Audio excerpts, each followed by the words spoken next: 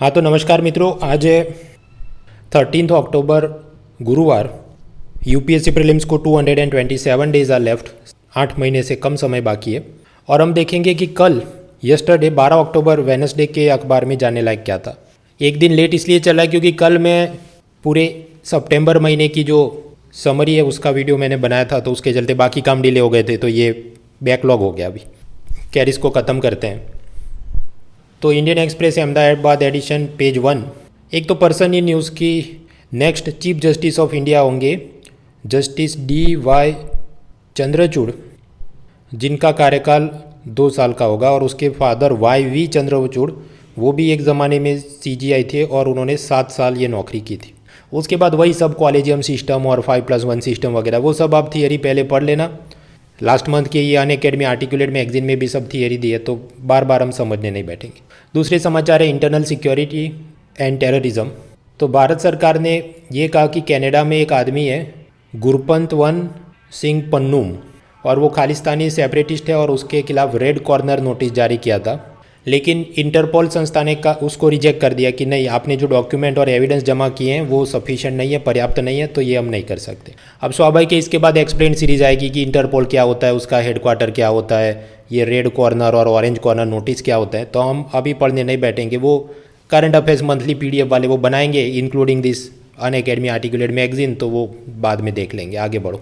ये ऐसी चीज़ है कि सपोज़ आप ये टूर डी फ्रांस ऐसी साइकिलिंग कंपटीशन में चला रहे हैं साइकिल, और बीच में अब साइकिल का पंचर हो गया, हवा धीमी हो गई, हर बार उतर के आप वही ठीक करते रहेंगे साइकिल पंचर, तो आप मुकाम तक नहीं पहुंच पाएंगे। मुकाम अपना क्या होना चाहिए, डेस्टिनेशन, कि भाई मेरा जो कोर सिलेबस है वो कंप्लीट हो जाए। History, geography, polity, economy, environment, science, technology, ये सब, एथिक्स एंड ऑप्शनल सब्जेक्ट। तो अब इंटर कॉर्नर का रेड कॉर्नर नोटिस और येलो कॉर्नर नोटिस, भाई वो आएगा, देख लेंगे। वो अपनी प्रायोरिटी नहीं, उनकी मैं अभी जो मेरा आज टाइम टेबल होगा कि 2 घंटे मुझे पॉलिटी पढ़ना है, वो छोड़ के अब मैं नेट पे ये सर्च करने बैठूँ या इसको मेमोराइज करने बैठूँ, आने दो उसको। फिर और पर्सन सी न्यूज़ में BCCI के नए प्रेसिडेंट होंगे रॉजर बिन्नी, जो एक क्रिकेटर थे। उसी तरह गुजरात स्टेट सर्विस के लिए गुजरात विद्यापीठ के नए चांसलर होंगे गुजरात के गवर्नर खुद आचार्य देवव्रत। फिर एथिक्स, सुपरस्टिशन, अंधश्रद्धा, उसके बारे में केस स्टडी बनाते हैं। तो पेज 1 पर कुछ समाचार ऐसा है, एक आदमी था शफ़ी, कि उसको ये नशीली दवाएं बेचना, मारपीट करना, बलात्कार करना, ऐसे केस में वो पहले भी सब जेल में हवा खा चुका है। तो वो बाहर आता है और एक नया धंधा शुरू करता है। वो एक फेसबुक पे फेक प्रोफाइल बनाता है कि वो बहुत बड़ा तांत्रिक है और विधि करके आपको बहुत ज़्यादा अमीर बना सकता है। तो स्वाभाविक है लोग उसकी झांसे में आ जाएंगे। अब ऐसे एक बिजनेसमैन ने उसको कांटेक्ट किया कि मुझे बहुत लॉस हो रहा है, मुझे जल्दी से अमीर बनना है। तो शफ़ी उसको ये कहता है कि हमें ह्यूमन सेक्रीफाइस, मानव वध या मानव की बलि चढ़ानी होगी, और वो भी कोई महिला की बलि चढ़ाएंगे, तभी तुम्हारा अचानक से तुम करोड़पति बन सकते हो। तो ये बिजनेसमैन ने कहा ठीक है, मैं सारा पैसा देने को तैयार हूँ। अब ये शफ़ी ने कोई एक ऐसा रेस्टोरेंट था कि जहाँ पर बाजू में एक लॉटरी की दुकान थी, और लॉटरी खरीदने ज़्यादातर कौन लोग जाते हैं, जो गरीब हैं, लोअर मिडिल क्लास के, जिनको खुद फाइनेंशियल प्रॉब्लम है। तो ऐसे लोग वहाँ लॉटरी टिकट खरीदते होंगे और ये रेस्टोरेंट में चाय नाश्ता करते होंगे। तो वहाँ पर उसने 2 महिलाओं को आइडेंटिफाई किया और उनको उसने झांसा दिया कि मैं तुमको 10 लाख रुपये दूंगा और कुछ फिल्म में काम दिलवाऊंगा। तो ये महिलाएं उसके साथ चली गई और फिर इसने उनको सर कलम कर दिया, चॉप्ड देयर हेड ऑफ। और ये मैंने ह्यूमन सेक्रीफाइस किया ऐसा बोल के वो बिजनेसमैन था, उससे शफ़ी ने पैसा ले लिया।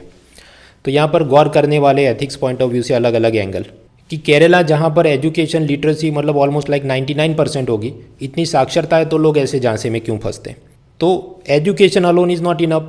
जो फाइनेंशियल ग्रीड है, जल्दी से पैसा बना लेना, या फाइनेंशियल प्रॉब्लम्स जो होते हैं कि लोअर मिडिल क्लास और गरीब घर की महिला की कुछ लॉटरी टिकट खरीद ले और हमारा नंबर लग जाए और ज़िंदगी बेहतर हो जाए, तो ऐसे लोग खुद भी झांसे में फंसते हैं और अल्टीमेटली या तो अपनी जान गंवाते हैं जैसा ये महिलाओं ने किया, या ये जो बिजनेसमैन जिसने अपना पैसा गंवाया। दूसरी बात कि अगर आप ये एर्नाकुलम डिस्ट्रिक्ट के सुपरिटेंडेंट ऑफ पुलिस SP होते, IPS ऑफिसर होते, how will you prevent the recurrence of this events. तो उसके तो जनरल आपको चीज़ short term and long term priority. Short term priority क्या है, ये एक तो ये आदमी को पहले तो गिरफ्तार करके जल्द से जल्द उसको सज़ा दिलवाई जाए ताकि बाकी लोगों में खौफ बैठे। फिर ये न्यूज़पेपर में, फेसबुक पे ज़रा वॉच रखी जाए कि ऐसे कौन कौन लोग ऐसी तांत्रिक विधि और जल्दी से पैसा बना देंगे, ऐसी सब आपको झांसा दे रहे हैं, उन सब पर थोड़ी सख्ती की जाए। उनको भी वो कुछ ब्लैक मैजिक प्रैक्टिशनर एक्ट या ऐसा उन सब में बुक किया जाए। स्कूल कॉलेजों के अंदर लॉन्ग टर्म फिर रिफॉर्म्स क्या लेंगे, स्कूल कॉलेज के अंदर सब सुपरस्टिशन के खिलाफ प्रोग्राम्स किए जाएं। Community leader, caste leader, religious leaders की मदद लेके अलग अलग गली मोहल्लों में, अलग अलग धार्मिक सभाओं में, मेले जुलूसों में भी सुपरस्टिशन के खिलाफ सब बातें कही जाए, पोस्टर घुमाए जाएं, फेसबुक पर कैंपेन किया जाए। ये सब काम हो सकते हैं। और फिर आप कुछ कॉन्स्टिट्यूशन के भी एंगल जोड़ सकते हैं कि अपनी कुछ फंडामेंटल ड्यूटी है, डेवलप साइंटिफिक टेम्पर, तो उसके लिए भी ये सब करना ज़रूरी है and so forth. So this was page 1। फिर आगे पेज 2, 3, 4 में कुछ नहीं। पेज 5 पर बात है कि 12 अक्टूबर को वर्ल्ड आर्थराइटिस डे था। अब हमको ये इतना मेडिकल जनरल नॉलेज याद नहीं रखना कि कौन से दिन पर ये वर्ल्ड आर्थराइटिस डे होता है, लेकिन हाँ, आर्थराइटिस का मतलब क्या, जॉइंट्स इन्फ्लेमेशन, ये घुटने और वहाँ पर जो सूजन हो जाती है, सो दैट इज़ आर्थराइटिस। फिर पेज 6, 7, 8, 9 कुछ नहीं। Page 10 columns. कॉलम में कुछ खास मज़ा नहीं, वो प्रताप बानू मेहता वही सब हिंदू मुस्लिम वाली कॉलम, रशिया यूक्रेन की कॉलम, भारत के अंदर टैक्स कलेक्शन तो हो रहा है लेकिन सब्सिडी बहुत ज़्यादा बोझ बढ़ रहा है तो फिजिकल डेफिसिट कंट्रोल में नहीं रहेगी। ये सब हम पढ़ने नहीं बैठेंगे क्योंकि अभी इकोनॉमिक सर्वे आएगा जनवरी फरवरी 2023 में, तो उसमें वही सब पूरे साइकिल के फिजिकल डेवलपमेंट, कितना टैक्स में पैसा है, क्या डेफिसिट है, वो सब होगा तो एक बार में ख़त्म। फिर जो मुलायम सिंह यादव का देहांत हुआ था तो श्रद्धांजलि कॉलम है। पेज 11 पर नोबेल इन लिटरेचर, ये साहित्य में जिसको मिला नोबेल, एनी अर्नाउक्स, उसके बारे में कॉलम है। अब आप ये पढ़ सकते हैं वे ये ऐसा कि सीसेट पेपर 2 में थोड़ी लीग से हटकर अपने रूटीन पैटर्न से बाहर की, जो अच्छा ये ऑथर था उसने ये किताबें लिखी उसमें ये थीम रहता था, फिर आपको पूछा अच्छा ये ऑथर का क्या थीम रहता था, उसने इनमें से कौन सी किताब लिखी थी, तो ऐसी हैबिट डेवलप करने के लिए आपके पास टाइम हो तो ये पढ़ सकते हैं। इमैनुअल लेनिन नाम के कॉलमनिस्ट ने ये लिखा है। फिर दूसरी एक कॉलम है मिस डायग्नोसिस ऑफ एनपीए। अब वो वही सब घिसी पीटी बात है कि ट्विन बैलेंस शीट सिंड्रोम और बैंकों का बैड लोन बढ़ा, ये फला टीम का, इसमें कुछ नया नहीं, जो हम ऑलरेडी पिछले 3 साल में ये विन 20, विन 21, विन 22, ये सब फ्री इकोनॉमी सीरीज जो मैं हर साल चलाता हूँ बजट इकोनॉमिक सर्वे के बाद, उसमें हमने पढ़ा नहीं है, ऐसा इसमें कुछ नया नहीं है, वही सब चल रहा है। आप पढ़ सकते हैं अगर आपको वोकेबलरी बेहतर करनी है वगैरह। फिर एक कॉलम है मिनी कृष्णन कि स्कूल में एथिक्स एजुकेशन की ज़रूरत है। हालांकि पढ़ने पर कुछ जोरदार मज़ेदार नया नहीं, मतलब वही सब कि आजकल बच्चे पबजी वगैरह में एडिक्ट हैं और मम्मी पापा उसको कुछ बोले तो वो सुसाइड करने की धमकी देते हैं वगैरह, बट नथिंग न्यू कि मतलब नया जानने को हो। आगे बढ़ते हैं पेज 12 एक्सप्लेन सीरीज़। एक तो ईरान में कुर्द कम्युनिटी, वो उनकी एक महिला थी, उसको हिजाब ठीक से नहीं पहनना बोल के मॉरल पुलिस ने मार डाला था। हाँ, तो वो ईरान का नक्शा दिया है, फिर वहाँ पर ये कुर्द है, बाजू में आर्मेनिया, तुर्की, सीरिया, इराक वगैरह चीज़ें हैं, बट ये तो वर्ल्ड मैप आप ऐसे ही तैयार कर सकते हैं। उसी तरह एक दूसरी एक्सप्लेन चीज़ है कि लिंगरिंग मॉनसून, बारिश कब आती है और कौन से महीने में ज़्यादा कम हो रही वगैरह। टाइम हो तो पढ़ सकते हैं, वरना इतना सब दिमाग खर्च करने का मुझे तो फ़ायदा नहीं दिखा। स्विट्ज़रलैंड के साथ भारत ने एक automatic exchange of information AEIO agreement sign किया है। उसमें ऐसा कि एक दूसरे के देश में जिनके बैंक अकाउंट है उसका डेटा शेयर करेंगे, मतलब भारत के लोगों का डेटा बैंक अकाउंट अगर स्विट्ज़रलैंड में है तो वो लोग हमको डेटा देंगे। अब इसमें क्या जानने को मिला और वो कुछ खास मज़ेदार इसमें है नहीं। फिर CGI का कैसे सिलेक्शन होता है, 5+1 कॉलेज है, मैं आगे बताया शुरू में ही, एक बार में थियरी ख़त्म करो। पेज 14 इंटरनेशनल रिलेशन में वही सब रशिया यूक्रेन वगैरह चल रहा है। ईरान और लेबनान ने आपस में कुछ शांति समझौता किया ताकि उनकी जो मैरीटाइम बॉर्डर है वो ठीक हो सके। नेदरलैंड, तो वहाँ कुछ राइन नदी जाती है जिससे अच्छी खेती बाड़ी होती है। They are number 1 agriculture exporter after USA, ऐसा ये बोल रहा है।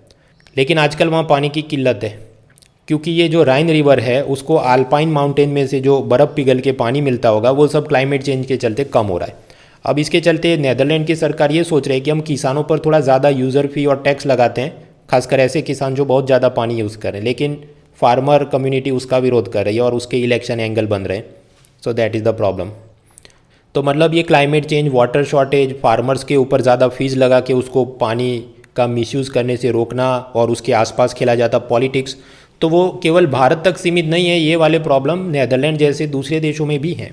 आगे बढ़ते हैं, पेज 17 पर बड़ी सी एडवर्टाइजमेंट है, माफ़ कीजिए पेज 15 था। फिर पेज 16 इकोनॉमी, जानने लायक चीज़ों में क्रिप्टो करेंसी, उस पर याद करो नए बजट में बिटकॉइन वगैरह में आपको जो प्रॉफिट होगा उस पर 30% कैपिटल गेन्स टैक्स लगेगा, और उसका जो ट्रांसफ़र ट्रांजैक्शन हो रहा है उस पर TDS भी लगेगा, ये हमने देखा था। लेकिन कई बार तकलीफ ये होती है कि भारत का ही कोई आदमी मॉरिशस या पनामा में फर्जी बैंक अकाउंट खोल दे और वहाँ से वो ऑनलाइन सब बिटकॉइन खरीदे बेचे मुनाफा कमाता रहे, तो भारत सरकार को तो कुछ पता ही नहीं चलेगा, तो उसके ऊपर हम टैक्स कैसे लेंगे।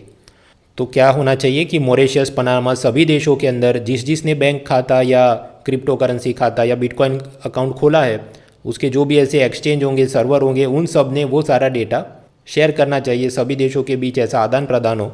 उस चीज़ को आप क्या कहोगे?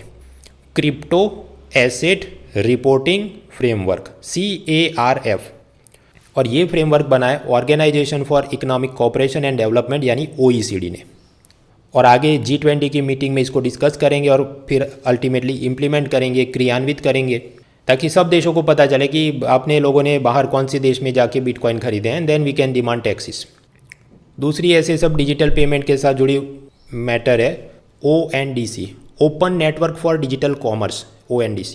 अब वो ऐसा कहना चाहता है कि अभी अमेज़ॉन और फ्लिपकार्ट का बहुत ही वर्चस्व है, तो कोई भी छोटा शॉपकीपर है, छोटी माइक्रो स्मॉल मीडियम एंटरप्राइज है जो अपना कोई प्रोडक्ट ऑनलाइन बेचना चाहती, तो अमेज़ॉन फ्लिपकार्ट पे उसको लिस्ट करना पड़े, और वो लोग वहाँ पर अमेज़ॉन फ्लिपकार्ट के मालिक ये वाले सेलर का जितना भी सेलिंग होगा उसमें 6% 8% मन मुताबिक वो सेलर फीस चार्ज करेंगे।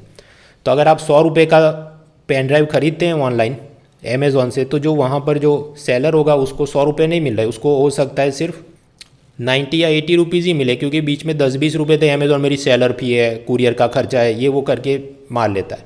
तो इस पर स्टैंडर्डाइजेशन कैसे हो? एक ज़माने में ऐसा होता था ऑनलाइन पेमेंट, डिजिटल पेमेंट में भी, कि आपने पानी पूरी खाई और आपने पेटीएम से पैसा ट्रांसफ़र किया, तो जो आपने 50 रुपये ट्रांसफ़र किए, ज़रूरी नहीं कि सेलर है उसको पेटीएम 50 रुपये ट्रांसफ़र करेगा, उसमें उसकी भी सेलर फी रहती थी। तो इसको हमने कैसे ब्रेक किया है? UPI, unified payment interface, Bhim, Bharat interface for money, ऐसे सब mobile money transfer technology apps की मदद से सीधा ही 1 to 1 हमारा बैंक टू बैंक ट्रांसफ़र हो जाए, बीच में जो बिचौलिए उसका कोई फीस नहीं लगे, ऐसी सब हम सिस्टम लेकर आते हैं। तो ऐसा ही UPI भीम जैसा कुछ अगर ऑनलाइन कॉमर्स में किया जाए, अमेज़ॉन फ्लिपकार्ट में किया जाए, तो वो आइडिया है ONDC कि जहाँ पर एक तरफ सारे बायर्स होंगे, उनके बैंक अकाउंट होंगे, वो किसी से लिंक हो जाएंगे, मान लो पेटीएम के साथ, और दूसरे सामने सभी सेलर्स हैं, किसी ने अमेज़ॉन पे, किसी ने फ्लिपकार्ट पे अपना प्रोफाइल बनाया, तो वो सारे लोग कनेक्ट हो जाएंगे। और ONDC ऐसा होगा कि इधर से उधर सबको कनेक्ट करेगा, और सबका डेटा या प्रोडक्ट आप कुछ भी सर्च करो कि पेन ड्राइव, तो आपको अमेज़ॉन की भी, फ्लिपकार्ट की भी, हर एक जगह की पेन ड्राइव एक ही जगह पर मिल जाए, आप ट्रांसफ़र कर सके, और जो सेलर फीस होती है वो सब में स्टैंडर्डाइजेशन हो। ऐसा कुछ बड़ा सा विजन है। मैंने जो आपको बताया उससे वो थोड़ा अलग भी हो सकता है, क्योंकि ये असल में अभी इसका बीटा स्टेज ट्रायल चल रहा है, तो जब असल में वो होगा then there will be much more clarity about it. इसके अलावा वर्ल्ड बैंक और IMF ने भारत का GDP ग्रोथ जो पहले उनको लगता था 7% होगा, वो बोल के नहीं, अभी तो 6.8% हो। ये सब बॉल बाय बॉल कॉमेडी काम की नहीं, पहले भी बताया था फरवरी में, जो जनवरी-फरवरी 2023 में जो इकोनॉमिक सर्वे है उसमें जो डेटा वो लिख देंगे। इलेक्ट्रॉनिक्स मिनिस्ट्री ने सैमसंग, एप्पल वगैरह को कहा कि तुम अपने सब फ़ोन के अंदर 5G सॉफ्टवेयर अपडेट दे दो, ताकि ये 5G वाला हमने जो लॉन्च करवाया वो वाली चीज़ अच्छे से चले। फिर पेज 17 और 18 के अंदर स्पोर्ट्स में कुछ नहीं। तो ये था न्यूज़पेपर 12 अक्टूबर बुधवार का। फिर मुझे जैसे ही टाइम मिलता है मैं इसके बाद वाला, मतलब 13 अक्टूबर गुरुवार का भी अभी मैं डालने की कोशिश करूँगा।